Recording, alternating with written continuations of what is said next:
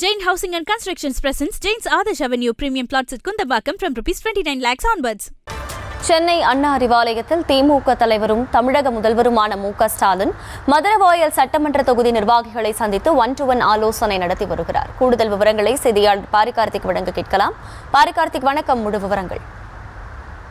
வணக்கம். தமிழ்நாடு முதலமைச்சர் திரு மு.க. ஸ்டாலின் அவர்கள் தலைமையில் தற்போது திமுகவுடைய 1-to-1 ஆலோசனை கூட்டம் நடைபெற்று வருகிறது. 2026 சட்டமன்ற தேர்தலுக்கான பணிகளை திமுக தற்போது துவங்கியிருக்கும் நிலையில் 234 தொகுதிகளுக்கும் தொகுதி பொறுப்பாளர்கள், பார்வையாளர்கள் மற்றும் மண்டல பொறுப்பாளர்கள் என தொடர்ச்சியாக நியமித்து அதற்கான பணிகளும் நடைபெற்று வருகிறது.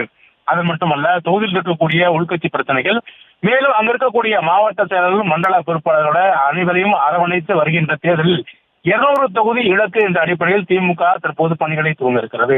இந்நிலையில் அடிப்படையில் அங்க இருக்கக்கூடிய உள்கட்சி பிரச்சனைகளை செய்தால் மட்டும்தான் அடுத்த கட்டத்தை நோக்கி நகர முடியும் என்ற அடிப்படையில் முதற்கட்டமாக அங்க இருக்கக்கூடிய உள்கட்சி நிர்வாகிகளை தனித்தனியாக முதலமைச்சர், மண்டல பொறுப்பாளர், மாவட்ட செயலர் முதற்கொண்டு ஒன்றிய மற்றும் பகுதி கழக செயலரையும் ஒரு தொகுதிக்கு 10 பேர் வீதம் தனித்தனியாக 10 நிமிடம் முறை சந்தித்து பேசுகிறார். போது அங்க இருக்கக்கூடிய உள்கட்சி பிரச்சனை தொடர்ச்சியாக அரசுடைய சாதனை திட்டங்களை பொதுமக்களுக்கு கொண்டு செல்லும் வகையில் துண்டு பிரச்சாரங்கள் உள்ளிட்ட பல்வேறு விஷயங்களை முன்னெடுக்க வேண்டும் உள்ளிட்ட பல்வேறு அறிவுறுத்தலும் அவர்களுக்கு வழங்கப்படுகிறது.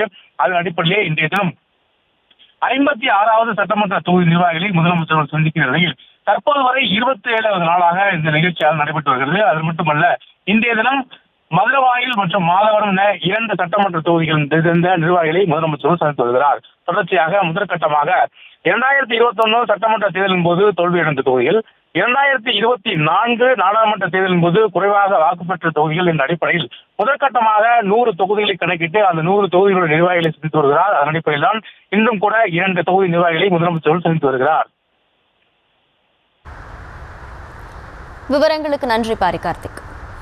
Jain Housing and Constructions presents Jain's Adarsh Avenue Premium Plots at Kundambakam from Rs 29 lakhs onwards.